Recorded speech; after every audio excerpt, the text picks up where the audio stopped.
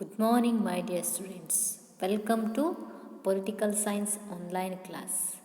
Dear students, in previous video we have learnt topic like democratic government in meaning, definitions and features. Today in this video I am going to explain the dictatorial government. ಪ್ರಿಯ ವಿದ್ಯಾರ್ಥಿಗಳೇ, ಕಳೆದಂತಹ ಒಂದು ಅವಧಿಯಲ್ಲಿ ನಾವು ಪ್ರಜಾಸತ್ತಾತ್ಮಕ ಸರ್ಕಾರದ ಅರ್ಥ, ವ್ಯಾಖ್ಯೆ ಮತ್ತು ಅವುಗಳ ಲಕ್ಷಣಗಳ ಕುರಿತಾಗಿ ತಿಳಿದಿದ್ದೇವೆ. ಇಂದಿನ ಅವಧಿಯಲ್ಲಿ ನಿರಂಕುಶತ್ವ ಸರ್ಕಾರದ ಕುರಿತಾಗಿ ನಾವು ತಿಳಿಯೋಣ. Okay, what is dictatorial government? ಹಾಗಿದ್ದರೆ ಏನು ನಿರಂಕುಶತ್ವ ಸರ್ಕಾರ ಅಥವಾ ನಿರಂಕುಶ ಸರ್ಕಾರ ಅಂತಂದರೆ ಏನು? The dictatorship is a government based on force and coercion or exploitations. It is form of government in which all the powers of the government are concentrated in a persons or a group of the persons or a party. So ಹಾಗಿದ್ದರೆ ನಿರಂಕುಶತ್ವ ಸರ್ಕಾರ ಅಂತಂದರೆ, ನಿರಂಕುಶತ್ವ ಸರ್ಕಾರವು ಶಕ್ತಿ ಮತ್ತು ಬಲಪ್ರಯೋಗದ ಆಧಾರವಾಗಿರುತ್ತದೆ. ಇಲ್ಲಿ ರಾಜ್ಯದ ಸಂಪೂರ್ಣ ಅಧಿಕಾರವು ಒಬ್ಬ ವ್ಯಕ್ತಿ ಅಥವಾ ಒಂದು ಗುಂಪಿನಲ್ಲಿ ಕೇಂದ್ರೀಕೃತವಾಗಿರುವಂಥದ್ದನ್ನು ನಾವು ನೋಡ್ತೀವಿ. ಅಧಿಕಾರವನ್ನು ಚಲಾಯಿಸುವ ವ್ಯಕ್ತಿ ಅಥವಾ ಗುಂಪು ಪ್ರಜೆಗಳಿಂದ ಯಾವುದೇ ರೀತಿಯಾದಂಥ ಸಮ್ಮತಿಯನ್ನು ಇಲ್ಲಿ ಪಡೆಯದೇ ಇರುವಂಥದ್ದನ್ನು ನಾವು ನೋಡ್ತೀವಿ. ಸೊ ನಾವು ಡೆಮೊಕ್ರೆಟಿಕ್ ಫಾರ್ಮ್ ಆಫ್ ಗೌರ್ಮೆಂಟನ್ನು ನೋಡಿದ್ವಿ ಅಲ್ವಾ? ಪ್ರಜಾಸತ್ತಾತ್ಮಕ ಸರ್ಕಾರ ಅಂತಂದರೆ ಏನು? So the democracy is a forms of government in which the people rule themselves, either directly or indirectly through their representatives. ಹಾಗಿದ್ರೆ ನಿರಂಕುಶ ಸರ್ಕಾರ ಅಂತಂದರೆ ನಾವೇನನ್ನು ನೋಡಿದ್ವಿ? ಪ್ರಜೆಗಳು ತಮ್ಮ ಪ್ರತಿನಿಧಿಗಳ ಮೂಲಕವಾಗಿ ಪ್ರತ್ಯಕ್ಷವಾಗಿ ಇಲ್ಲವೇ ಪರೋಕ್ಷವಾಗಿ ಆಡಳಿತ ನಡೆಸುವಂಥದ್ದನ್ನು ನಾವು ಪ್ರಜಾಪ್ರಭುತ್ವ ಅಂತ ಕರಿತೀವಿ. ಅಂದರೆ ಜನರು ಮತವನ್ನು ಹಾಕಿ ತಮಗೆ ಬೇಕಾದಂಥ ಅಭ್ಯರ್ಥಿಯನ್ನು ಆಯ್ಕೆ ಮಾಡ್ತಾರೆ. ಇದು ಜನರ ಸಮ್ಮತಿಯನ್ನು ಪಡೆದುಕೊಂಡಿರುತ್ತೆ. ಯಾವುದು? Democratic government. ಪ್ರಜಾಸತ್ತಾತ್ಮಕ ಸರ್ಕಾರ ಎನ್ನುವಂಥದ್ದು ಜನರ ಒಮ್ಮತದಿಂದ ಆಯ್ಕೆಯಾಗಿ ಬಂದಂಥ ಪ್ರತಿನಿಧಿಗಳನ್ನು ನಡೆಯುವಂಥ ಸರ್ಕಾರ ಆಗಿರುತ್ತೆ. But dictatorial government are the based on the force and coercions. ಅಂದರೆ ನಿರಂಕುಶ ಸರ್ಕಾರ ಎನ್ನುವಂಥದ್ದು ಶಕ್ತಿ ಮತ್ತು ಬಲದ ಆಧಾರದ ಮೇಲೆ ನಿಂತಿರುವಂಥದ್ದನ್ನು ನಾವು ಸಾಮಾನ್ಯವಾಗಿ ನೋಡಬಹುದಾಗಿದೆ. ಇಲ್ಲಿ ಏನಾಗಿರುವಂಥದ್ದು, ಕೇವಲ ಯಾರಿಗೆ ತೋಳ್ಬಲ ಎನ್ನುವಂಥದ್ದು, ಹಣಬಲ ಎನ್ನುವಂಥದ್ದು ಇರುತ್ತೋ ಅವನು ಅಧಿಕಾರವನ್ನು ನಡೆಸುವಂಥದ್ದನ್ನು ನಾವು ನೋಡಬಹುದಾಗಿದೆ. ಸೊ ಹಾಗಾಗಿ ಈ ಒಂದು ಡಿಕ್ಟೇಟರ್ಶಿಪ್ ರೂಲ್ ಎನ್ನುವಂಥದ್ದು, these are non constitutional regimes which do not recognise individual freedom.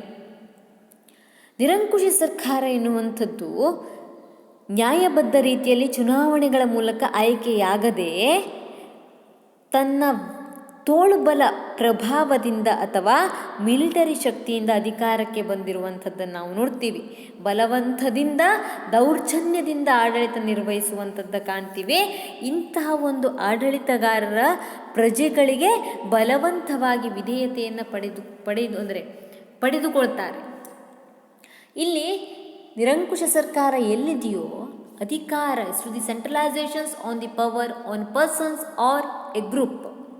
ಅಧಿಕಾರ ಎನ್ನುವಂಥದ್ದು ಕೇವಲ ವ್ಯಕ್ತಿ ಮತ್ತು ಗುಂಪಿನ ಕೈಯಲ್ಲಿ ಕೇಂದ್ರೀಕೃತವಾಗಿರುತ್ತೆ ವಿನಃ ಜನರಿಗೆ ಯಾವುದೇ ರೀತಿಯಾದಂಥ ಅಧಿಕಾರ ಎನ್ನುವಂಥದ್ದು ಇಲ್ಲದೇ ಇರುವಂಥದ್ದನ್ನು ನಾವು ನೋಡಬಹುದಾಗಿದೆ. ಅಂದರೆ ನಿರಂಕುಶ ಸರ್ಕಾರ ಅಂತಂದರೆ ಅಧಿಕಾರ ಒಬ್ಬ ವ್ಯಕ್ತಿ ಕೈಯಲ್ಲಿರುತ್ತೆ ಅಥವಾ ಒಂದು ಗುಂಪಿನ ಕೈಯಲ್ಲಿರುತ್ತೆ. ಈ ಗುಂಪು ಅಥವಾ ವ್ಯಕ್ತಿ ಎನ್ನುವಂಥವನು ಯಾವುದೇ ಒಂದು ಜನರ ಸಮ್ಮತಿಯನ್ನು ಪಡೆದುಕೊಂಡಿರೋದಿಲ್ಲ. ಅವನು ಕೇವಲ ತನ್ನ ಮಿಲಿಟರಿ ಶಕ್ತಿ ಇರ್ಬೋದು, ತೋಳ್ಬಲ ಇರ್ಬೋದು, ಇನ್ನುಳಿದಂಥ ಅಧಿಕಾರ ಶಕ್ತಿ ಇರ್ಬೋದು, ಅದರ ಮೂಲಕವಾಗಿ ಅವನು ಅಧಿಕಾರಕ್ಕೆ ಬಂದಿರ್ತಾನೆ ವಿನಃ ಇವನಿಗೆ ಯಾವುದೇ ರೀತಿಯಾದಂಥ ಜನರ ನ್ಯಾಯಯುತ ಬೆಂಬಲ ಎನ್ನುವಂಥದ್ದು ಇಲ್ಲದೇ ಇರುವಂಥದ್ದನ್ನು ನಾವೆಲ್ಲಿ ಕಾಣ್ಬೋದು? ನಿರಂಕುಶ ಸರ್ಕಾರದಲ್ಲಿ ಕಾಣಲಿಕ್ಕೆ ಸಾಧ್ಯ ಇದೆ. ನೋಡಿ, ಈಗ ಯೋಚನೆ ಮಾಡಿ, ಪ್ರಜಾಪ್ರಭುತ್ವದಲ್ಲಿ ಪ್ರಜೆಗಳ ಆಡಳಿತ ಎನ್ನುವಂಥದ್ದು ನಡೆಯುತ್ತೆ. ನಿರಂಕುಶ ಸರ್ಕಾರದಲ್ಲಿ ಕೇವಲ ಶಕ್ತಿಯುತವಾಗಿ ಅಥವಾ ಬಲವಂತವಾಗಿ ಅಧಿಕಾರವನ್ನು ಒಬ್ಬ ವ್ಯಕ್ತಿ ಅಥವಾ ಗುಂಪು ಎನ್ನುವಂಥದ್ದು ಪಡೆದುಕೊಂಡಿರುತ್ತೆ. ಇಲ್ಲಿ ಜನರಿಗೆ ಯಾವುದೇ ರೀತಿಯಾದಂಥ ಒಂದು ಫ್ರೀಡಮ್ ಅಥವಾ ಸ್ವಾತಂತ್ರ್ಯ ಎನ್ನುವಂಥದ್ದು ಇಲ್ಲದೇ ಇರುವಂಥದ್ದನ್ನು ನಾವು ನಿರಂಕುಶ ಸರ್ಕಾರದಲ್ಲಿ ನೋಡಲಿಕ್ಕೆ ಸಾಧ್ಯ ಇರುವಂಥದ್ದು. ಸೊ ಪ್ರಜಾಪ್ರಭುತ್ವ to the democratic system are full opposite system are the dictatorial government.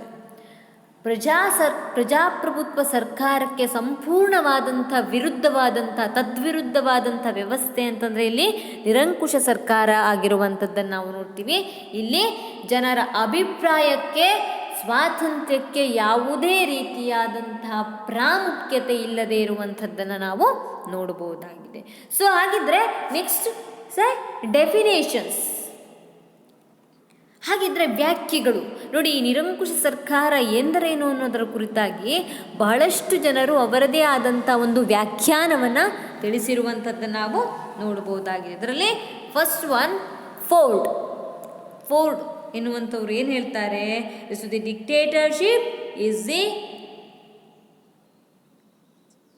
Assumptions of extra legal authority by the head of the state. So the dictatorship is assumption of extra legal authority by the head of the state according to Ford ಎನ್ನುವಂಥವ್ರು ಏನು ಹೇಳ್ತಾರೆ, ರಾಜ್ಯದ ಮುಖ್ಯಸ್ಥನು ಸಂವಿಧಾನೇತರ ಅಧಿಕಾರವನ್ನು ಹೊಂದಿದ್ದರೆ ರಾಜ್ಯದ ಮುಖ್ಯಸ್ಥನು ಸಂವಿಧಾನೇತರ ಅಧಿಕಾರವನ್ನು ಹೊಂದಿದ್ದರೆ ಹೊಂದಿರದೇ ಇದ್ದರೆ ಅಂತಹ ವ್ಯವಸ್ಥೆಯನ್ನು ನಿರಂಕುಶತ್ವ ಎಂದು ಕರೆಯುವಂಥದ್ದನ್ನು ನಾವು ನೋಡ್ತೀವಿ. ಇಲ್ಲಿ ಯಾವುದೇ ರೀತಿಯಾದಂಥ ಒಂದು ಸಂವಿಧಾನಾತ್ಮಕವಾದಂಥ ಪ್ರಾಮುಖ್ಯತೆ ಅಥವಾ ವ್ಯವಸ್ಥೆಯನ್ನು ಯಾರು ಹೊಂದಿರೋದಿಲ್ಲ, ನಿರಂಕುಶ ಅಧಿಕಾರಿ ಹೊಂದಿಲ್ಲದೆ ಇರುವಂಥದ್ದನ್ನು ನಾವು ನೋಡ್ಬೋದು. Next second one, Merriam Webster. So dictatorship is a form of government in which absolute power is concentrated in a person or a group. According to Merriam-Webster.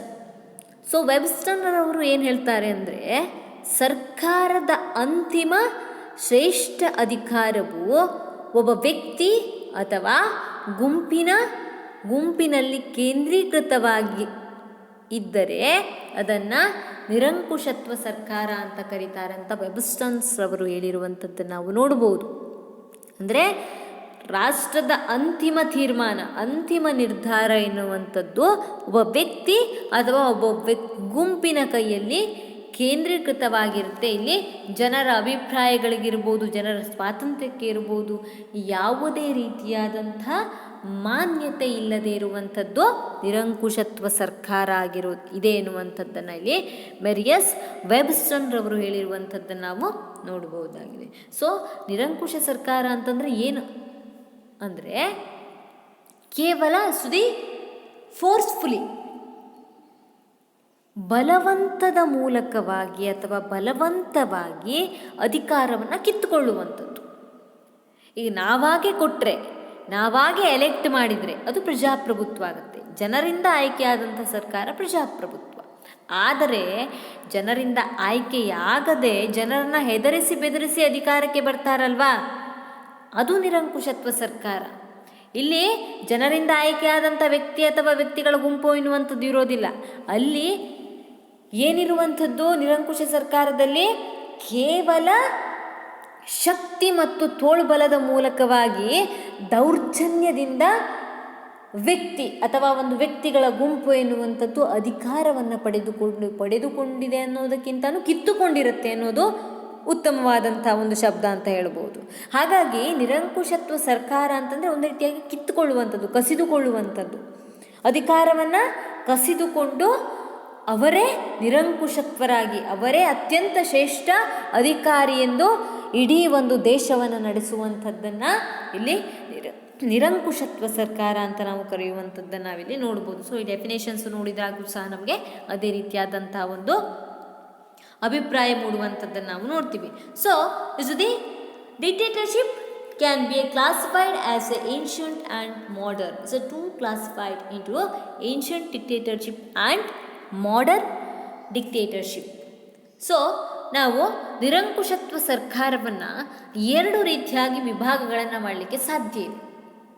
ಅದು ಯಾವುದಪ್ಪ ಅಂತಂದರೆ ಪುರಾತನ ನಿರಂಕುಶತ್ವ ಮತ್ತೊಂದು ಆಧುನಿಕ ನಿರಂಕುಶತ್ವ ಅಂತ ಎರಡು ವಿಭಾಗಗಳಾಗಿ ವಿಂಗಡಣೆಯನ್ನು ಮಾಡಿದ್ದೀವಿ. So first one, ancient dictatorship. What is ancient dictatorship? The meaning in ancient dictatorship were temporary in nature. So temporary in nature. For example, the Romans used to appoint a dictator, granting him supreme power to meet the crisis. When the crisis was solved, his powers were discarded. So however, ನೋಡಿ, ancient dictatorship ಅಂತಂದರೆ ಪ್ರಾಚೀನ ಅಥವಾ ಪುರಾತನ ಕಾಲದ ನಿರಂಕುಶತ್ವ ಸರ್ಕಾರ ಅಂತಂದರೆ, ಪುರಾತನ ಕಾಲದಲ್ಲಿ ನಿರಂಕುಶತ್ವ ಎನ್ನುವಂಥದ್ದು ಇತ್ತು, ಆದರೆ ಅದು ತಾತ್ಕಾಲಿಕ ಸರ್ಕಾರಿ ವ್ಯವಸ್ಥೆಯಾಗಿತ್ತು. ಪರ್ಮನೆಂಟ್ ಅಲ್ಲ, ಸುದಿ ಟೆಂಪ್ರವರಿ, ತಾತ್ಕಾಲಿಕ ವ್ಯವಸ್ಥೆಯಾಗಿದ್ದು ತುರ್ತು ಮತ್ತು ಆಪತ್ಕಾಲದ ಸನ್ನಿವೇಶಗಳನ್ನು ನಿಭಾಯಿಸೋಕ್ಕೋಸ್ಕರವಾಗಿಯೇ ನಿರಂಕುಶಾಧಿಕಾರಿಯನ್ನು ನೇಮಕವನ್ನು ಮಾಡ್ತಾಯಿದ್ರು. ಒಂದೊಮ್ಮೆ ಆ ಒಂದು ಆಪತ್ಕಾಲ ಮುಗಿದ ನಂತರ ಮತ್ತೆ ಆ ನಿರಂಕುಶಾಧಿಕಾರಿ ಎನ್ನುವಂಥವನು ಅಧಿಕಾರವನ್ನು ಮುಂದುವರಿಸ್ತಾ ಇರಲಿಲ್ಲ. ಒಮ್ಮೆ ತಾತ್ಕಾಲಿಕ ಸಮಸ್ಯೆಗಳನ್ನು ನಿಭಾಯಿಸಲು ಒಬ್ಬ ವ್ಯಕ್ತಿಯನ್ನು ನೇಮಕ ಮಾಡಿದರೆ ಆ ತಾತ್ಕಾಲಿಕವಾದಂಥ ಸಮಸ್ಯೆ ಮುಗಿದ ನಂತರ to the solved to the discard ಅವನನ್ನು ತೆಗೆದುಹಾಕಲಾಗ್ತಾ ಇತ್ತು. ಉದಾಹರಣೆಗೆ, ರೋಮನ್ನರು ಆಪತ್ಕಾಲದ ಸಮಸ್ಯೆಗಳನ್ನು ನಿಭಾಯಿಸಲು ನಿರಂಕುಶಾಧಿಕಾರಿಯನ್ನು ನೇಮಿಸಿದರು. ಅವರಿಗೆ ಪರಮಶ್ರೇಷ್ಠ ಅಧಿಕಾರವನ್ನು ಸಹ ಕೊಡ್ತಾ ಇದ್ರು. ಇಂತಹ ನಿರಂಕುಶ ಅಧಿಕಾರಿಗಳು ಕಾನೂನಿನ ಪರಿಮಿತಿಯ ಒಳಗಡೆ ತಮ್ಮ ಅಧಿಕಾರವನ್ನು ಚಲಾಯಿಸಬೇಕಿತ್ತೇ ವಿನಃ ಈಗಿನ ಒಂದು ಮಾಡರ್ನ್ ಡಿಕ್ಟೇಟರ್ಶಿಪ್ ಥರ ಹಿಟ್ಲರ್ ಮತ್ತು ಮುಸೋಲಿನಿ ಥರ ಅಂತ ಅಧಿಕಾರವನ್ನು ಒಂದು ನಿಭಾಯಿಸ್ತಾ ಇರಲಿಲ್ಲ, ಅಧಿಕಾರವನ್ನು ಹಿಡ್ಕೊಳ್ತಾ ಇರಲಿಲ್ಲ. ಆದರೆ ಪುರಾತನ ನಿರಂಕುಶತ್ವ ಅಂತಂದರೆ ಅದು ಕೇವಲ ತಾತ್ಕಾಲಿಕವಾಗಿದ್ದು, ಸಮಸ್ಯೆ ಬಂದಾಗ ನಿರಂಕುಶಾಧಿಕಾರಿನ ನೇಮಕ ಮಾಡ್ತಾರೆ, ಸಮಸ್ಯೆ ಪರಿಹಾರದ ಆದ ನಂತರದಲ್ಲಿ ಅವನನ್ನು ತೆಗೆದುಹಾಕುವಂಥದ್ದು. ಆದರೆ ಆ ನಿರಂಕುಶ ಅಧಿಕಾರಿಯೂ ಸಹಿತವಾಗಿ ಅವನಿಗೆ ಒಂದು ಚೌಕಟ್ಟಿರ್ತಾ ಇತ್ತು. ಒಂದು ಸಂವಿಧಾನ ಬಾಹಿರವಾಗಿ ಅವನು ನಡ್ಕೊಳ್ಳಿಕ್ಕೆ ಸಾಧ್ಯ ಆಗ್ತಾ ಇರಲಿಲ್ಲ.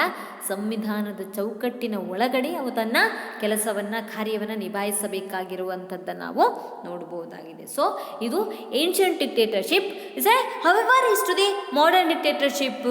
Is to the modern dictatorship they capture is to the permanent dictatorship or the modern dictatorship.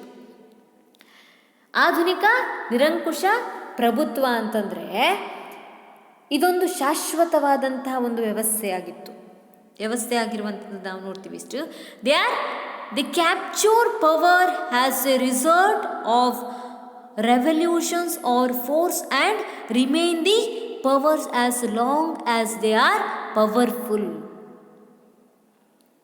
ಸಾಮಾನ್ಯವಾಗಿ ಆಧುನಿಕ ನಿರಂಕುಶತ್ವ ಎನ್ನುವಂಥದ್ದು ಕಾನೂನುಬದ್ಧವಲ್ಲದ ರೀತಿಯಲ್ಲಿ ದೌರ್ಜನ್ಯದಿಂದ, ಶಕ್ತಿ ಬಲದಿಂದ ಅಥವಾ ಕ್ರಾಂತಿಯ ಮೂಲಕ ಅಧಿಕಾರಕ್ಕೆ ಬಂದಿರುವಂಥದ್ದನ್ನು ನಾವು ನೋಡ್ತೀವಿ. ನಿರಂತರವಾಗಿ ಅಧಿಕಾರವನ್ನು ಅನುಭವಿಸಲು ಪ್ರಯತ್ನಿಸ್ತಾರೆ ಈ ನಿರಂಕುಶಾಧಿಕಾರಿ, ಆಧುನಿಕ ನಿರಂಕುಶಾಧಿಕಾರಿ ಎನ್ನುವಂಥವನು. ಇವನು ಹೆಚ್ಚಿನ ಅಧಿಕಾರವನ್ನು ತನ್ನಲ್ಲಿ ಕೇಂದ್ರೀಕೃತ ಮಾಡಿಕೊಂಡು ಜನರಿಗೆ ಯಾವುದೇ ರೀತಿಯಾದಂಥ ಒಂದು ಸ್ವಾತಂತ್ರ್ಯವನ್ನು ನೀಡದೇ ಇರುವಂಥ ಒಂದು ವ್ಯವಸ್ಥೆ ಈ ಒಂದು ಆಧುನಿಕ ನಿರಂಕುಶ ಪ್ರಭುತ್ವದಲ್ಲಿ ಇರುವಂಥದ್ದನ್ನು ನಾವು ನೋಡ್ತೀವಿ. ಫಾರ್ ಎಕ್ಸಾಂಪಲ್, ಸುದೇ Kemal Pasha in Turkey, Kemal Pasha of Turkey, Pol Pot of Cambodia, Bolshevik of Russia. Hitler in Germany, Mussolini of Italy. So the best example for the modern dictatorship. ಇವೆಲ್ಲ ಹಿಟ್ಲರಿಯ ಜರ್ಮನಿಯ Hitler ಇರ್ಬೋದು, ಅದೇ ರೀತಿಯಾಗಿ ಇಟಲಿಯ Mussolini ಇರ್ಬೋದು, ಟರ್ಕಿಯ ಕಮಲ್ ಪಾಷಾ ಇರ್ಬೋದು, ಅದೇ ರೀತಿಯಾಗಿ ರಷ್ಯಾದ ಬೋಲ್ಶೆವಿಕ್ ಇರ್ಬೋದು. ಈ ಎಲ್ಲರೂ ಸಹಿತವಾಗಿ ಆಧುನಿಕ ನಿರಂಕುಶ ಅಧಿಕಾರಿ ಎಂದು ಕರೆಯಲ್ಪಟ್ಟಿರುವಂಥದ್ದನ್ನು ನಾವು ನೋಡ್ತೀವಿ. ಅವರು ನಿರಂತರವಾಗಿ ಜನರ ಮೇಲೆ ಶೋಷಣೆಯನ್ನು ಮಾಡ್ತಾರೆ. ಇವರು ಅಧಿಕಾರ ಹಿಟ್ಲರ್ ಮತ್ತು ಮುಸೊಲಿನಿ ಎನ್ನುವಂಥವರು ತುಂಬ ಪ್ರಚಲಿತದಲ್ಲಿರುವಂಥದ್ದನ್ನು ನಾವು ನೋಡ್ತೀವಿ. ಹಿಸ್ಟ್ರಿಯಲ್ಲಿ ಓದ್ತೀವಿ, ಇತಿಹಾಸದಲ್ಲಿ ಹಿಟ್ಲರ್ ಇರ್ಬೋದು ಮತ್ತು ಮುಸೊಲಿನಿ ಇರ್ಬೋದು. ಇವರೊಬ್ಬರು ಪ್ರಭಾವಯುತವಾದಂತಹ ಒಂದು ನಿರಂಕುಶ ಅಧಿಕಾರಿ ಅಂತ ನಾವು ಕರಿತೀವಿ. ಅದೇ ರೀತಿಯಾಗಿ ತಮ್ಮ ಮಿಲಿಟರಿ ಶಕ್ತಿಯ ಮೂಲಕವಾಗಿ ಅಧಿಕಾರಕ್ಕೆ ಬರ್ತಾರೆ, ಜನರನ್ನು ಶೋಷಣೆಗೆ ಒಳಪಡಿಸ್ತಾರೆ.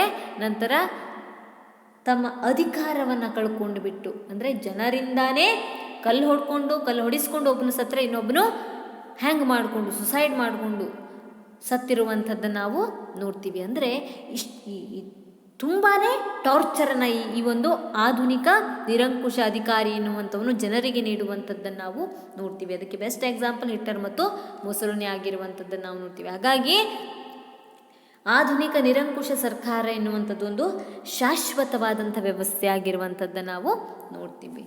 So next is the features of dictatorship. ಹಾಗಿದ್ರೆ ಈ ಒಂದು ನಿರಂಕುಶ ಸರ್ಕಾರದ ಲಕ್ಷಣಗಳು ಏನು ಅಂತ ನೋಡೋದಾದರೆ, first one feature, state is absolute.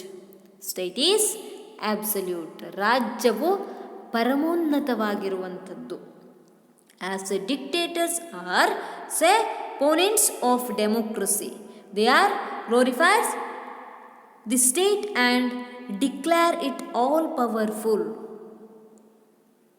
ನಿರಂಕುಶಾಧಿಕಾರಿಗಳು ಪ್ರಜಾಪ್ರಭುತ್ವದ ಕಟ್ಟಾ ವಿರೋಧಿಗಳಾಗಿರುವುದರಿಂದಾಗಿ ಅವರು ರಾಜ್ಯವನ್ನು ವೈಭವೀಕರಿಸ್ತಾರೆ, ಅದನ್ನು ಪರಮಶ್ರೇಷ್ಠ ಸಂಸ್ಥೆಯನ್ನಾಗಿ ಸಾರುವಂಥದ್ದನ್ನು ನಾವು ನೋಡ್ಬೋದು. They are suspend the existing constitution and form a revolutionary council of their own in everything as subordinate to the state. ರಾಜ್ಯವನ್ನು ವೈಭವೀಕರಿಸುವುದರ ಜೊತೆಗೆ ಸಂವಿಧಾನಾತ್ಮಕ ಸರ್ಕಾರವನ್ನು ಧಿಕ್ಕರಿಸಿ ಕೆಲವೊಮ್ಮೆ ವಜಾಗೊಳಿಸುವಂಥದ್ದು ಸಹಿತವಾಗಿ ನೋಡ್ತೀವಿ. ಕ್ರಾಂತಿಕಾರಿ ಸರ್ಕಾರವನ್ನು ಅಸ್ತಿತ್ವಕ್ಕೆ ತರುವಂಥದ್ದನ್ನು ನಾವು ನೋಡ್ತೀವಿ.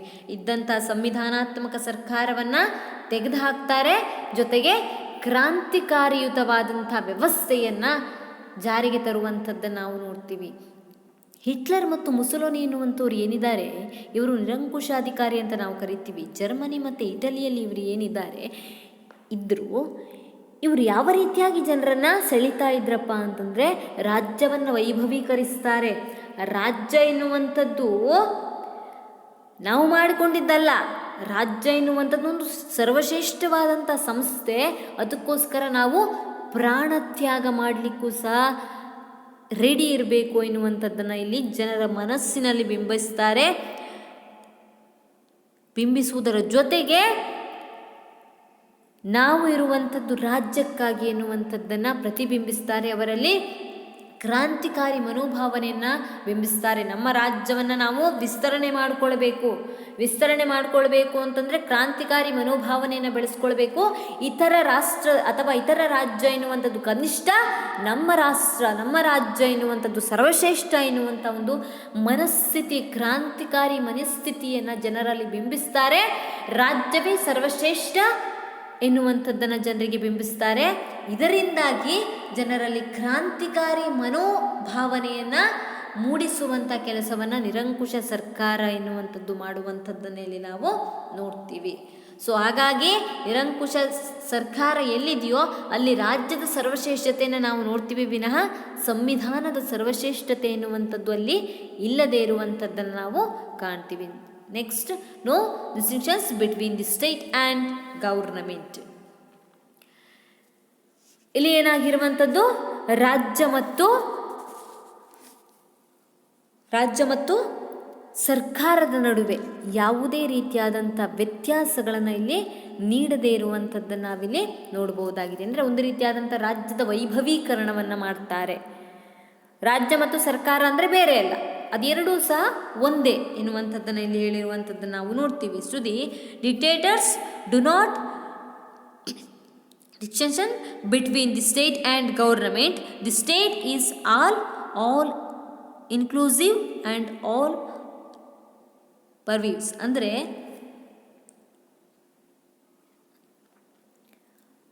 ಇಲ್ಲಿ ರಾಜ್ಯ ಮತ್ತು ನಿರಂಕುಶಾಧಿಕಾರಿ ಅಂದರೆ ಸರ್ಕಾರ, ಇವೆರಡೂ ಸಹ ಒಂದೇ ಎನ್ನುವಂಥ ಮನಸ್ಥಿತಿಯನ್ನು ಬೆಳೆಸ್ತಾರೆ. ರಾಜ್ಯವನ್ನು ವೈಭವೀಕರಿಸುವುದರ ಜೊತೆಗೆ ಸರ್ಕಾರವ ಮತ್ತು ರಾಜ್ಯ ಬೇರೆ ಅಲ್ಲ ಎನ್ನುವಂಥದ್ದನ್ನು ಜನರ ಮನಸ್ಥಿತಿಯಲ್ಲಿ ಬಿಂಬಿಸ್ತಾರೆ.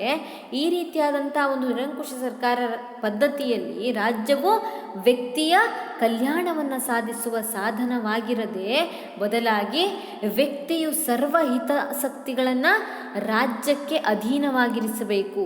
ಇಲ್ಲಿ ರಾಜ್ಯವೇ ಗುರಿ, ವ್ಯಕ್ತಿ ಸಾಧನೆಯಾಗಿರುತ್ತದೆ ಅಂತ ನಿರಂಕುಶಾಧಿಕಾರಿ ಎನ್ನುವಂಥವನು ಜನರಲ್ಲಿ ಪ್ರತಿಬಿಂಬಿಸುವಂಥದ್ದನ್ನು ನಾವು ನೋಡ್ತೀವಿ. ನಮಗಾಗಿ ರಾಜ್ಯ ಅಲ್ಲ, ರಾಜ್ಯಕ್ಕಾಗಿ ನಾವು ಎನ್ನುವಂಥ ಮನಸ್ಥಿತಿಯನ್ನು ಜನರಲ್ಲಿ ಬಿಂಬಿಸ್ತಾರೆ.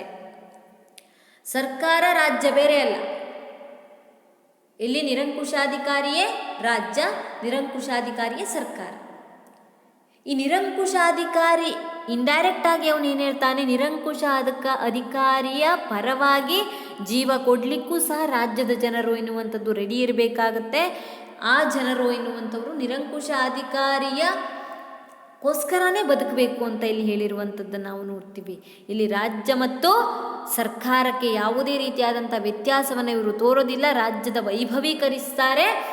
ಜನರು ಇರಬೇಕಾಗಿದ್ದು ರಾಜ್ಯಕ್ಕಾಗಿ, ರಾಜ್ಯ ಇದ್ದಿದ್ದು ಜನರಿಗೆ ಅಲ್ಲ ಎನ್ನುವಂಥ ಮನಸ್ಥಿತಿಯನ್ನು ಜನರಲ್ಲಿ ಪ್ರತಿಬಿಂಬಿಸುವಂಥದ್ದನ್ನು ನಾವಿಲ್ಲಿ ನೋಡ್ಬೋದು. ಅದೇ ರೀತಿಯಾಗಿ next third one, supervisions of rights and liberties. ನಾಗರಿಕ ಹಕ್ಕುಗಳ ಹರಣ ಆಗುವಂಥದ್ದನ್ನು ನಾವು ನೋಡ್ತೀವಿ. Suspensions of rights and liberties, ನಾಗರಿಕ ಸ್ವಾತಂತ್ರ್ಯದ ಹರಣ ಆಗುವಂಥದ್ದನ್ನೆಲ್ಲ ನಾವು ನೋಡ್ತೀವಿ. In dictatorship the state has every right to interfere the affairs of the individuals. They are the deprived of the fundamental rights and liberties and regulate every share of the human life. ನಿರಂಕುಶ ಸರ್ಕಾರ ವ್ಯವಸ್ಥೆಯಲ್ಲಿ ಪ್ರಜೆಗಳ ನಾಗರಿಕ ಸ್ವಾತಂತ್ರ್ಯದಲ್ಲಿ ಹಸ್ತಕ್ಷೇಪ ಮಾಡುವ ಸಂಪೂರ್ಣ ಅಧಿಕಾರ ರಾಜ್ಯಕ್ಕೆ ಇರುವಂಥದ್ದನ್ನು ನಾವು ನೋಡ್ತೀವಿ. ಪ್ರಜೆಗಳಿಗೆ ಎಲ್ಲ ರೀತಿಯಾದಂಥ ಮೂಲಭೂತ ಹಕ್ಕುಗಳು ಮತ್ತು ಸ್ವಾತಂತ್ರ್ಯವನ್ನು ನಿರ್ಬಂಧಿಸಲಾಗುತ್ತದೆ. ಇಲ್ಲಿ ಪ್ರಜೆಗಳು ತಮ್ಮ ರಾಷ್ಟ್ರಕ್ಕಾಗಿ ಸೇವೆ ಸಲ್ಲಿಸುವುದೇ ಅವರ ಜೀವನದ ಗುರಿಯಾಗಿರುತ್ತೆ. ನಿರಂಕುಶತ್ವ ಸರ್ಕಾರವು ಪ್ರಜೆಗಳ ಸ್ವಾತಂತ್ರ್ಯ ಮತ್ತು ಸಮಾನತೆಗೆ ಪ್ರಾಮುಖ್ಯತೆ ನೀಡದೇ ಇರುವಂಥದ್ದನ್ನು ಇಲ್ಲಿ ನಾವು ನೋಡ್ತೀವಿ. ಇಲ್ಲಿ ಕೇವಲ ಸರ್ಕಾರ ಅಥವಾ ರಾಜ್ಯದ ಸೇವೆಗಾಗಿಯೇ ಪ್ರಜೆಗಳು ಎನ್ನುವಂಥದ್ದು ಇರಬೇಕಾಗುತ್ತೆ.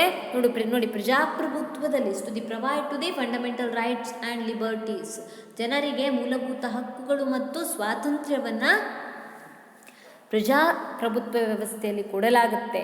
ಅದನ್ನು ಕಸಿದುಕೊಳ್ಳುವಂಥ ರೈಟ್ಸು ಯಾರಿಗೂ ಸಹ ಇರೋದಿಲ್ಲ. ಆದರೆ ನಿರಂಕುಶ ಸರ್ಕಾರ ಎನ್ನುವಂಥದ್ದು ಸಂಪೂರ್ಣವಾಗಿ ತದ್ವಿರುದ್ಧವಾಗಿರುವಂಥದ್ದು ಪ್ರಜಾಪ್ರಭುತ್ವಕ್ಕೆ.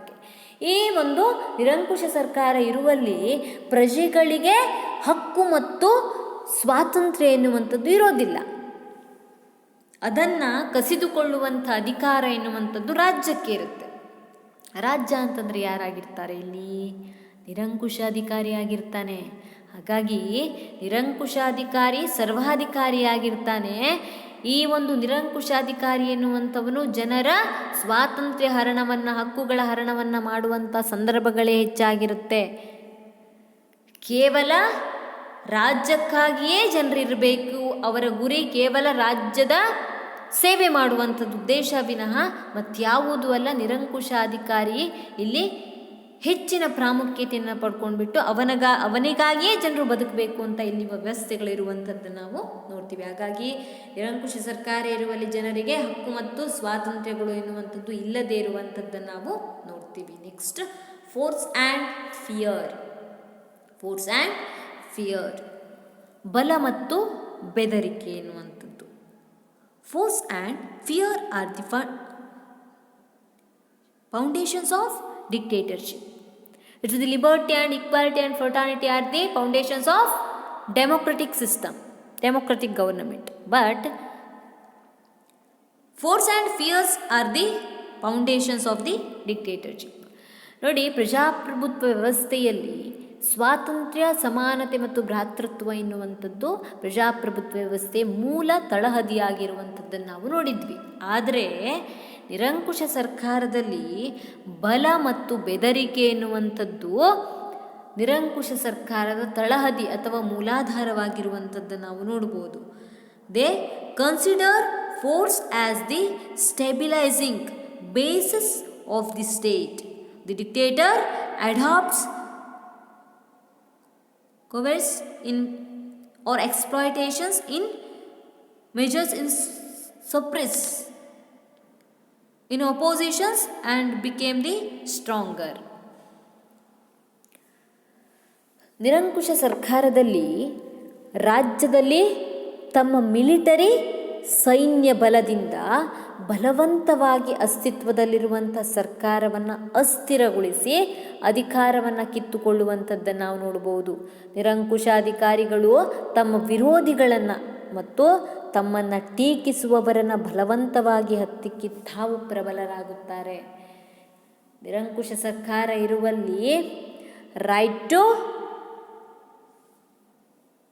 ಎಕ್ಸ್ಪ್ರೆಷನ್, ನಮಗೆ ಅಭಿವ್ಯಕ್ತಪಡಿಸುವಂಥ ಒಂದು ಅವಕಾಶಗಳು ಇರೋದಿಲ್ಲ. ಅದೇ ರೀತಿಯಾಗಿ ಯಾವುದೇ ರೀತಿಯಾದಂಥ ಒಂದು ಪತ್ರಿಕಾ ಸ್ವಾತಂತ್ರ್ಯ ಎನ್ನುವಂಥದ್ದು ಸಹ ಇರೋದಿಲ್ಲ. ಒಂದು ಸರ್ಕಾರ ಇದೆ ಅಂತಂದರೆ ಪ್ರಬಲರಾದಂಥ ವ್ಯಕ್ತಿ ಅಥವಾ ವ್ಯಕ್ತಿಗಳ ಗುಂಪು ಎನ್ನುವಂಥದ್ದು ಮಿಲಿಟರಿ ಫೋರ್ಸ್ಗಳ ಮೂಲಕವಾಗಿ, ಸೈನಿಕರ ಮೂಲಕವಾಗಿ ಇದ್ದಂಥ ಸಂವಿಧಾನಾತ್ಮಕ ಸರ್ಕಾರವನ್ನು ಕೆಳಗಿಳಿಸಿ ತಾವು ಅಧಿಕಾರಕ್ಕೆ, ತಮ್ಮ ಮಿಲಿಟರಿ ಬಲದ ಮೂಲಕವಾಗಿ ಅಧಿಕಾರಕ್ಕೆ ಬರ್ತಾರೆ. ಬಂದಾವಾಗ ಅವರನ್ನು ವಿರೋಧಿಸುವಂಥವರು ಅಥವಾ ಅವರನ್ನು ಟೀಕಿಸುವಂಥವರನ್ನು ದಮನಗೊಳಿಸ್ತಾರೆ. ಇಲ್ಲಿ ಅಪೋಸಿಷನ್ಸ್ ಎನ್ನುವಂಥದ್ದು ಇರೋದೇ ಇಲ್ಲ. ಯಾಕೆ? ಪ್ರತಿಯೊಬ್ಬ ವ್ಯಕ್ತಿಯ ಹಕ್ಕು ಮತ್ತು ಸ್ವಾತಂತ್ರ್ಯವನ್ನು ಕಸಿದುಕೊಳ್ಳುವಂಥ ಅಧಿಕಾರ ಎನ್ನುವಂಥದ್ದು ನಿರಂಕುಶಾಧಿಕಾರಿಗೆ ಇರುತ್ತೆ. ಅದಕ್ಕೋಸ್ಕರವಾಗಿ ಯಾವ ಸಂದರ್ಭದಲ್ಲಿಯೂ ಸಹಿತವಾಗಿ ನಿರಂಕುಶಾಧಿಕಾರಿಯ ವಿರುದ್ಧವಾಗಿ ಯಾರೂ ಸಹ ಮಾತಾಡೋ ಹಾಗೆ ಇಲ್ಲ. ಒಂದೊಮ್ಮೆ ಮಾತಾಡಿದ್ರೆ ಅವರನ್ನು ಉಳಿಸೋದಿಲ್ಲ.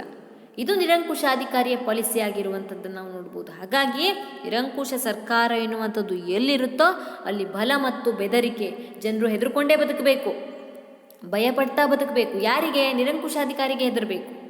ಆ ರೀತಿಯಾದಂಥ ವ್ಯವಸ್ಥೆ ಎನ್ನುವಂಥದ್ದು ನಿರಂಕುಶ ಸರ್ಕಾರದಲ್ಲಿರುವಂಥದ್ದನ್ನು ನಾವು ನೋಡ್ಬೋದು. ನೆಕ್ಸ್ಟ್, ಐರನ್ ಡಿಸಿಪ್ಲಿನ್, ಉಕ್ಕಿನ ಶಿಸ್ತು.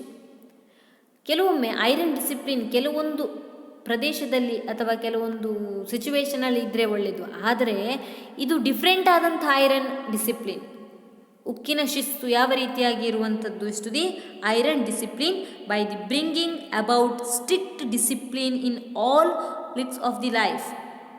As a dictator makes the people to work for the progress of the state. His public life is a completely controlled and directed as per the will of the dictator. ಉಕ್ಕಿನ ಶಿಸ್ತು. ನಿರಂಕುಶಾಧಿಕಾರಿಗಳು ಪ್ರಜೆಗಳ ಜೀವನದ ಎಲ್ಲ ರಂಗದಲ್ಲಿಯೂ ಸಹಿತವಾಗಿ ಉಕ್ಕಿನ ಶಿಸ್ತನ್ನು ತರುವುದರ ಮೂಲಕವಾಗಿ ಅವರಲ್ಲಿ ರಾಷ್ಟ್ರದ ಪ್ರಗತಿಗಾಗಿ ಸೇವೆ ಸಲ್ಲಿಸುವ ಮತ್ತು ರಾಷ್ಟ್ರಕ್ಕಾಗಿ ಬದುಕುವ ಪ್ರವೃತ್ತಿಯನ್ನು ಮೂಡಿಸ್ತಾರೆ. ಇಲ್ಲಿ ಸಾರ್ವಜನಿಕರ ಜೀವನವು ಸಂಪೂರ್ಣವಾಗಿ ನಿರಂಕುಶಾಧಿಕಾರಿಗಳ ನಿರ್ದೇಶನ ಅಥವಾ ಹಿಡಿತದಲ್ಲಿರುವಂಥದ್ದನ್ನು ನಾವು ನೋಡಬಹುದಾಗಿದೆ. ಜನರಿಗೆ ಯಾವುದೇ ರೀತಿ ಸ್ವಾತಂತ್ರ್ಯ ಇರೋದಿಲ್ಲ. ಅವರ ಆಸೆ, ಆಕಾಂಕ್ಷೆ, ಅವರ ಬಯಕೆ, ಅವರ ಸಮಸ್ಯೆಗೆ ಸ್ಪಂದಿಸುವಂಥ ಸರ್ಕಾರ ಯಾವುದೂ ಇರೋದಿಲ್ಲ. ಕೇವಲ ಇರುವಂಥದ್ದು ಜನರಿಗೆ ಪ್ರಾಮುಖ್ಯತೆ ಇಲ್ಲವೇ ಇಲ್ಲ. ರಾಜ್ಯ ಅಥವಾ ನಿರಂಕುಶಾಧಿಕಾರಿ. ರಾಜ್ಯ ಅಂತಂದರೆ ನಿರಂಕುಶಾಧಿಕಾರಿ, ನಿರಂಕುಶಾಧಿಕಾರಿ ಅಂದರೆ ರಾಜ್ಯ ಆಗಿರುತ್ತೆ. ಕೇವಲ ಅದಕ್ಕೋಸ್ಕರವಾಗಿ ಶ್ರಮಿಸಬೇಕಾಗುತ್ತೆ. ಐರನ್ ಡಿಸಿಪ್ಲಿನ್, ಉಕ್ಕಿನ ಶಿಸ್ತನ್ನು ತರ್ತಾರೆ. ಹೀಗೆ ಬದುಕಬೇಕು, ಹೀಗೆ ಮಾತಾಡಬೇಕು, ಯಾರೂ ಸಹ ನಿರಂಕುಶಾಧಿಕಾರಿಯನ್ನು ಟೀಕೆ ಮಾಡೋ ಹಾಗೆ ಇಲ್ಲ. ಈ ರೀತಿಯಾದಂಥ ಒಂದೊಮ್ಮೆ ನಿರಂಕುಶಾಧಿಕಾರಿಯ ವಿರುದ್ಧವಾಗಿ ಮಾತಾಡಿದರೆ ಅವನಿಗೆ ಮರಣದಂಡನೆಯನ್ನು ವಿಧಿಸುವಂಥದ್ದು ಅಥವಾ ಇನ್ಯಾವುದೋ ಶಿಕ್ಷೆಯನ್ನು ವಿಧಿಸುವಂಥದ್ದು. ಶಿಕ್ಷೆ ನೀಡಲಿಕ್ಕೆ ಇಲ್ಲಿ ನಿರಂಕುಶಾಧಿಕಾರಿಗೆ ರೈಟ್ಸ್ ಇದೆ ವಿನ ಅವನು ನೀಡಿದ್ದೇ ಶಿಕ್ಷೆ, ಅವನು ನೀಡಿದ್ದೇ ಕಾನೂನು. ಯಾಕೆ? ಸಂವಿಧಾನ ಎನ್ನುವಂಥದ್ದು ಇರೋದಿಲ್ಲ. ಹಾಗಾಗಿ ಉಕ್ಕಿನ ಶಿಸ್ತು ಎನ್ನುವಂಥದ್ದು ಇಲ್ಲಿ ಇರುವಂಥದ್ದನ್ನು ನಾವು ನಿರಂಕುಶ ಸರ್ಕಾರದಲ್ಲಿ ಇರುವಂಥದ್ದನ್ನು ನಾವು ನೋಡಬಹುದಾಗಿದೆ. Next, oppositions not allowed to exist. ಇಲ್ಲಿ ಏನಿಲ್ಲ, ವಿರೋಧಿಗಳ ದಮನ ಆಗುವಂಥದ್ದನ್ನು ನಾವು ನೋಡ್ತೀವಿ. ವಿರೋಧಿಗಳು ಎನ್ನುವಂಥವರು ಇರೋದೇ ಇಲ್ಲ. The system suppress oppositions with force. In everyone has to submit to the will of the dictator. It does not depend on consent of people. Any kind of opinion or oppositions is everly to the punish. ವಿರೋಧಿಗಳ ದಮನ ಎನ್ನುವಂಥದ್ದು ಆಗುತ್ತೆ. ಈ ನಿರಂಕುಶ ಸರ್ಕಾರ ವ್ಯವಸ್ಥೆಯಲ್ಲಿ ವಿರೋಧಿಗಳನ್ನು ತಮ್ಮ ಶಕ್ತಿ ಬಲದಿಂದ ಸಂಪೂರ್ಣವಾಗಿ ಹತ್ತಿಕ್ಕುವಂಥದ್ದನ್ನು ನಾವು ನೋಡಬಹುದು. ಪ್ರತಿಯೊಬ್ಬರೂ ಸಹಿತವಾಗಿ ನಿರಂಕುಶಾಧಿಕಾರಿಯ ಆಜ್ಞೆಯನ್ನು ಪಾಲಿಸಲೇಬೇಕಾಗುತ್ತೆ. ಒಂದೊಮ್ಮೆ ಪಾಲಿಸದಿದ್ದರೆ ಅವರು ಕಠಿಣವಾದ ಶಿಕ್ಷೆಗೆ ಗುರಿಯಾಗುವಂಥದ್ದನ್ನು ನಾವು ನೋಡಬಹುದಾಗಿದೆ. ಹಾಗಾಗಿ ವಿರೋಧಿಗಳು ಎನ್ನುವಂಥವರು ಇಲ್ಲದೇ ಇರುವಂಥದ್ದನ್ನು ನಾವು ನೋಡಬಹುದಾಗಿದೆ. ಸೊ ಕ್ಲಾಸ್ ರೂಮಲ್ಲಿ ಇರ್ಬೋದು, ಯಾವುದೋ ಒಂದು ಲೆಕ್ಚರ್ಸ್ ತುಂಬ ಸ್ಟ್ರಿಕ್ಟ್ ಇದ್ದಾರೆ ಅಂತ ಇಟ್ಕೊಳ್ಳಿ, ಒಂದು ಹೋಮ್ವರ್ಕ್ ಮಾಡ್ಕೊಬಾರ್ದೇ ಇದ್ದರೆ ಕ್ಲಾಸಿಂದ ಹೊರಗಡೆ ಹಾಕೋದು, ತುಂಬ ಹೊಡೆಯೋದು, ಏನೋ ಒಂದು ತುಂಬ ಪನಿಷ್ಮೆಂಟ್ ಕೊಡ್ತಾರಂತ ಇಟ್ಕೊಳ್ಳಿ. ಆವಾಗ ಆ ಒಂದು ಲೆಕ್ಚರ್ ನೀಡಿದಂಥ ಹೋಮ್ವರ್ಕನ್ನು ಮಕ್ಕಳು ಬಂದೇ ಬರ್ತಾರೆ ಅಲ್ವಾ? ಯಾಕೆ? ಅವರನ್ನು ಕ್ವಶನ್ ಮಾಡೋ ಹಾಗೆ ಇಲ್ಲದೆ ಇದ್ದರೆ. ಅದೇ ರೀತಿಯಾಗಿ ಒಂದು ರಾಷ್ಟ್ರದಲ್ಲಿ ನಿರಂಕುಶಾಧಿಕಾರಿ ಇದ್ದಾನೆ ಅಂತಂದರೆ ಅವನ ವಿರುದ್ಧವಾಗಿ ಯಾರು ಮಾತಾಡ್ತಾರೋ ಅವರನ್ನು ಹತ್ತಿಕ್ಕುವಂಥ ಅಥವಾ ಅವರಿಗೆ ಕಠಿಣ ಶಿಕ್ಷೆಯನ್ನು ನೀಡುವಂಥ ಅಧಿಕಾರ ಎನ್ನುವಂಥದ್ದು ನಿರಂಕುಶಾಧಿಕಾರಿಗೆ ಇರುತ್ತೆ. ಯಾಕಪ್ಪ ಅಂತಂದರೆ ಬೇರೆಯವರಿಗೆ ಮಾತಾಡುವಂಥ ರೈಟ್ಸೇ ಇಲ್ಲದೇ ಇದ್ದರೆ, ಅವರ ಒಪಿನಿಯನನ್ನು ಎಕ್ಸ್ಪ್ರೆಸ್ ಮಾಡುವಂಥ ರೈಟ್ಸ್ ಇಲ್ಲದೇ ಇದ್ದರೆ ಹೇಗೆ ಸಾಧ್ಯ? ಇಲ್ಲಿ ಮಾತಾಡುವಂಥ ಹಕ್ಕು ಎನ್ನುವಂಥದ್ದು ಇರುವಂಥದ್ದು ಕೇವಲ ನಿರಂಕುಶಾಧಿಕಾರಿಗೆ ಮಾತ್ರ. ಅವನ ವಿರುದ್ಧವಾಗಿ ಯಾರೂ ಸಹ ಮಾತಾಡೋ ಹಾಗೆ ಇಲ್ಲ. ಮಾತಾಡಿದರೆ ಅವರಿಗೆ ಶಿಕ್ಷೆ ಅಥವಾ ಅವರಿಗೆ ಮರಣದಂಡನೆಯನ್ನು ವಿಧಿಸುವಂಥದ್ದನ್ನು ನಾವು ನೋಡ್ತೀವಿ. ಹಾಗಾಗಿ ನಿರಂಕುಶ ಸರ್ಕಾರ ಎಲ್ಲಿದೆಯೋ ಅಲ್ಲಿ ವಿರೋಧಿಗಳು ಎನ್ನುವಂಥವ್ರು ಇಲ್ಲದೇ ಇರುವಂಥದ್ದನ್ನು ನಾವು ನೋಡ್ತೀವಿ. Next, control over media. ಮಾಧ್ಯಮಗಳ ಮೇಲೆ ನಿಯಂತ್ರಣ. ಮಾಧ್ಯಮಗಳ ಮೇಲೆ ಇಲ್ಲಿ ನಿಯಂತ್ರಣ ಇರುವಂಥದ್ದನ್ನು ನಾವು ನೋಡ್ತೀವಿ. Dictators never allow the press to exercise the liberty of citizen and the government. ಪ್ರಜಾಪ್ರಭುತ್ವದಲ್ಲಿ ಪತ್ರಿಕಾ ಸ್ವಾತಂತ್ರ್ಯ ಎನ್ನುವಂಥದ್ದು ಅತಿ ಅವಶ್ಯಕ ಅಥವಾ ಹೆಚ್ಚು ಪ್ರಾಮುಖ್ಯತೆಯನ್ನು ಪಡೆದುಕೊಂಡಿರುವಂಥದ್ದನ್ನು ನಾವು ನೋಡ್ತೀವಿ. ಆದರೆ ನಿರಂಕುಶ ಸರ್ಕಾರ ಎಲ್ಲಿದೆಯೋ ಅಲ್ಲಿ ಮಾಧ್ಯಮಗಳ ಮೇಲೆ ಸಂಪೂರ್ಣವಾದಂಥ ಹಿಡಿತ ಇರುತ್ತೆ. ನಿರಂಕುಶಾಧಿಕಾರಿಗಳು ಸರ್ಕಾರವನ್ನು ಟೀಕಿಸಲು ಮಾಧ್ಯಮಗಳಿಗೆ ಅವಕಾಶವನ್ನು ನೀಡದೆ ಕೇವಲ ಅವುಗಳ ಮೇಲೆ ತಮ್ಮ ಕಠಿಣ ನಿಯಂತ್ರಣವನ್ನು ಹೊಂದಿರ್ತಾರೆ. ಜೊತೆಗೆ ತಮ್ಮನ್ನು ವೈಭವೀಕರಿಸಿಕೊಳ್ಳಲು ಮಾಧ್ಯಮಗಳನ್ನು ಬಳಸಿಕೊಳ್ಳುತ್ತಾರೆ. ಹಿಟ್ಲರ್, ಮುಸೋಲಿನಿ ಮಾಡಿದ್ದು ಇದೇ ರೀತಿಯಾಗಿ. ಅಲ್ಲಿಯ ಮಾಧ್ಯಮಗಳು, ಜರ್ಮನಿ ಮತ್ತು ಇಟಲಿಯ ಮಾಧ್ಯಮಗಳು ಏನು ರೀತಿ ಕೆಲಸ ಮಾಡ್ತಾ ಇತ್ತು ಅಂತಂದರೆ, ಹಿಟ್ಲರ್ ಅಂತಂದರೆ ದೇವರು ಎನ್ನುವಂಥದ್ದನ್ನು ಬಿಂಬಿಸ್ತಾ ಇದ್ರು, ಮುಸೋಲಿನಿ ಅಂತಂದರೆ ಕಣ್ಣಿಗೆ ಕಾಣುವಂಥ ದೇವರು ಇವರಿಗೋಸ್ಕರವಾಗಿಯೇ ನಾವು ಬದುಕಬೇಕು, ಇವರು ಜನರಿಗೋಸ್ಕರ ಈ ರೀತಿಯಾದಂಥ ವ್ಯವಸ್ಥೆಯನ್ನು ಮಾಡ್ತಾ ಇದ್ದಾರೆ, ಒಂದು ರೀತಿಯಾಗಿ ವೈಭವೀಕರಿಸ್ತಾರೆ. ನಿರಂಕುಶ ಅಧಿಕಾರಿ ಅಂತಂದರೆ ದೇವರು ಎನ್ನುವಂಥ ಒಂದು ಮನಸ್ಥಿತಿಯನ್ನು ಜನರಲ್ಲಿ ಬಿಂಬಿಸುವಂತೆ ಮಾಡಲಿಕ್ಕೆ ಮಾಧ್ಯಮಗಳನ್ನು ಇಲ್ಲಿ ನಿರಂಕುಶಾಧಿಕಾರಿ ಎನ್ನುವಂಥವನು ಬಳಸ್ಕೊಳ್ತಾನೆ. ಮಾಧ್ಯಮಗಳಿಗೆ ಸ್ವತಂತ್ರ ಎನ್ನುವಂಥದ್ದು ಇರೋದಿಲ್ಲ. ಅವರಿಗೆ ಬೇಕಾದಂಥ ಒಂದು ವಿಷಯಗಳನ್ನು ಟೆಲಿಕಾಸ್ಟ್ ಮಾಡಲಿಕ್ಕೆ, ನ್ಯೂಸ್ಗಳನ್ನು ಏನಿದೆಯೋ ಅದನ್ನು ಹೇಳಲಿಕ್ಕೆ ರೈಟ್ಸ್ಗಳು ಇರೋದಿಲ್ಲ. ಮಾಧ್ಯಮಗಳ ಮೇಲೆ ಸಂಪೂರ್ಣವಾದಂಥ ನಿಯಂತ್ರಣವನ್ನು ಇಲ್ಲಿ ನಿರಂಕುಶಾಧಿಕಾರಿ ವಹಿಸುವಂಥದ್ದನ್ನು ನಾವು ನೋಡ್ತೀವಿ. ನೆಕ್ಸ್ಟ್, ಎಕ್ಸ್ಟ್ರೀಮ್ ನ್ಯಾಷನಾಲಿಟಿ, ಉಗ್ರ ರಾಷ್ಟ್ರೀಯತೆ ಎನ್ನುವಂಥದ್ದನ್ನು ನಾವಿಲ್ಲಿ ನೋಡ್ತೀವಿ. So the glorifications of the national powers is essence of dictatorship. It stands for the purity of rights, language, literature and culture.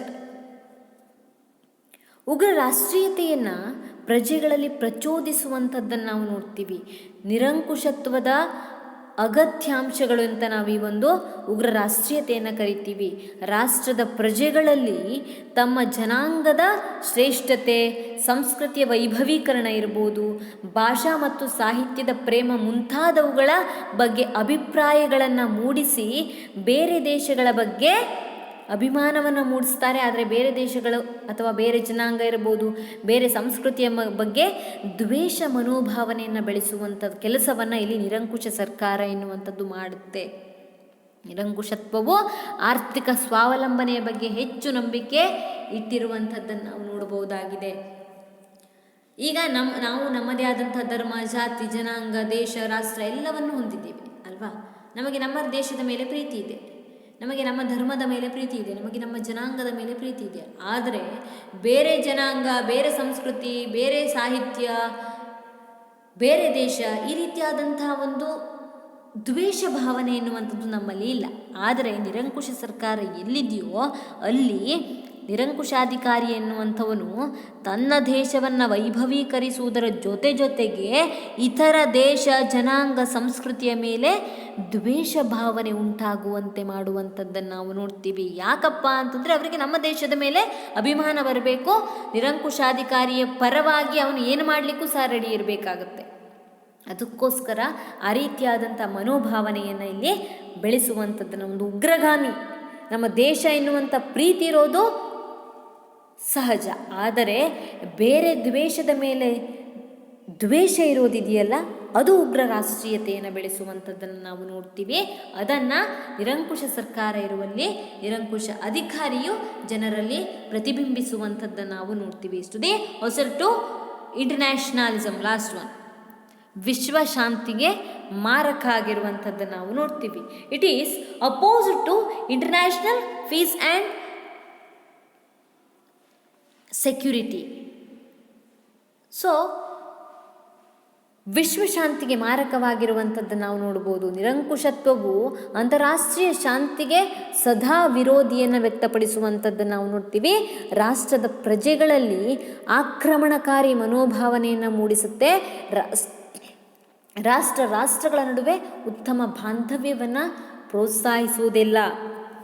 ಬದಲಿಗೆ ರಾಷ್ಟ್ರಗಳ ನಡುವೆ ದ್ವೇಷ ಭಾವನೆ ಉಂಟಾಗುವಂತೆ ಮಾಡುವಂಥದ್ದನ್ನು ನಾವಿಲ್ಲಿ ಈ ಒಂದು ನಿರಂಕುಶ ಸರ್ಕಾರದಲ್ಲಿ ನೋಡಲಿಕ್ಕೆ ಸಾಧ್ಯ. ವಿಶ್ವಶಾಂತಿಗೆ, ಯುದ್ಧದಿಂದನೇ ಎಲ್ಲದಕ್ಕೂ ಪರಿಹಾರ, ಶಾಂತಿ ಎನ್ನುವಂಥದ್ದು ಬೇಡ ಎನ್ನುವಂಥ ಒಂದು ಮನಸ್ಥಿತಿಯನ್ನು ಇಲ್ಲಿ ನಿರಂಕುಶ ಸರ್ಕಾರ ಎನ್ನುವಂಥದ್ದು ಪ್ರತಿಬಿಂಬಿಸುವಂಥದ್ದನ್ನು ನಾವು ನೋಡಬಹುದಾಗಿದೆ. ಸೊ ಇವಿಷ್ಟು ಫೀಚರ್ಸ್ ಆಫ್ ಡಿಕ್ಟೇಟರ್ಶಿಪ್ ಗವರ್ನಮೆಂಟ್. ಈ 9 ಪ್ರಮುಖವಾದಂಥ ಅಂಶಗಳು ಏನಿದೆ, ಇದು ನಿರಂಕುಶ ಸರ್ಕಾರದ ಪ್ರಮುಖವಾದಂಥ ಲಕ್ಷಣಗಳಾಗಿರುವಂಥದ್ದನ್ನು ನಾವು ನೋಡಿದ್ವಿ.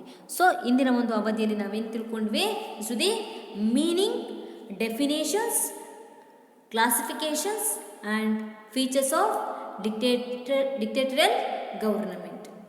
ಇಂದಿನ ಅವಧಿಯಲ್ಲಿ ನಾವು ನಿರಂಕುಶ ಸರ್ಕಾರ ಅಂದರೆ ಏನು, ನಿರಂಕುಶ ಸರ್ಕಾರದ ವ್ಯಾಖ್ಯೆ, ನಿರಂಕುಶ ಸರ್ಕಾರದ ವಿಧಗಳು, ಅದೇ ರೀತಿಯಾಗಿ ನಿರಂಕುಶ ಸರ್ಕಾರದ ಪ್ರಮುಖವಾದಂಥ ಲಕ್ಷಣಗಳ ಕುರಿತಾಗಿ ತಿಳ್ಕೊಂಡ್ವಿ. Will next hour discuss about parliamentary and presidential government.